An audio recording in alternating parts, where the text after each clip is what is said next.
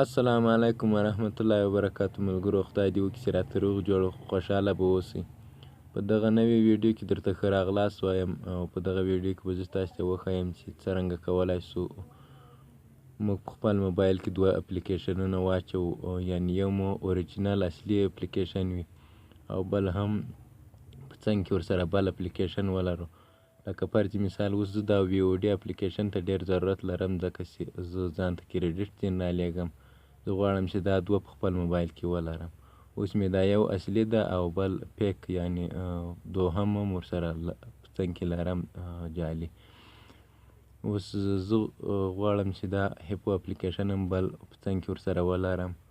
نو زه تاسو ته دا اپلیکیشن درښیم چې څرنګه کولی شو موږ په خپل موبایل کې دوه اپلیکیشنونه جوړ کړو او واچوو. نو په اول سر کې به راسو، موږ او تاسې خپل پلی سټور ته به ولاړ سو.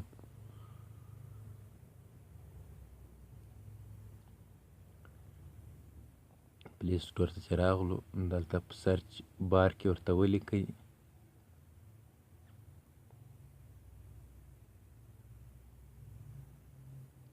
فیرال سپیس. دغه به تاسې انسټال کړئ. ما له مخکې نه انسټال کړی ده. دا تاسې ته بل ځای هم په درد خوري دا هغه اپلیکیشن.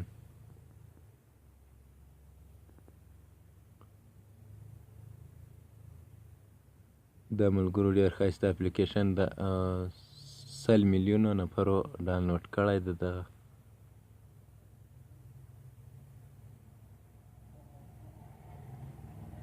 اوس ځم زه دا انسټالوم.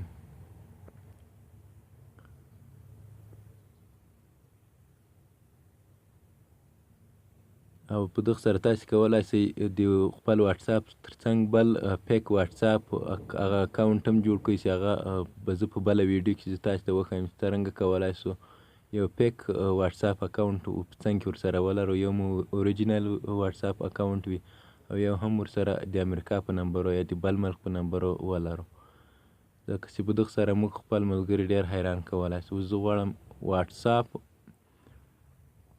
واتساپ مې سلیکټ کړو. اوس راځم چې کوم اپلیکیشن وډي اپلیکیشن سلیکټ کوم. دغه اوس زه غواړم چې دغه د ما په موبایل کې دوه زه ولرم. اوس دلته ګوته د سلیکټ پې نیسم، د پریس پې نیسم، دلته کریټ شارټکټ، دلته بس شارټکټ دغه بس ملګرو دا دوه هغه څو اپلیکیشن اوس زه لرم. اوس واتساپ زه غواړم چې په خپل موبایل کې دوه دغه د شارټکټ. اوس زه دغه انده کې وځمه، دغه د ملګرو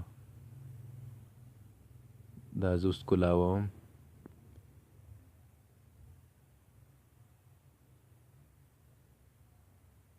دلته به اوس زه ملګرو خپل اکاونټ کې جوړ کړم. دغه د اوس لاډینګ روان ده. دغه د ملګرو خپل دا مې دوهم نه هغه ده، دلته به زه دوهم اکاونټ کې جوړ کړم. نو په دغه طریقه سره تاسې کولی شئ خپل موبایل کې دوه اپلیکیشنونه جوړ کړئ یا هغه کړئ انسټال کړئ. نو ملګرو که مې ویډیو خوښه سوي ویډیو در سره لایک کړئ. د نورو ښایسته او جالبو ویډیوګانو لپاره زموږ چینل در سره سبسکرایب کړئ. مننه.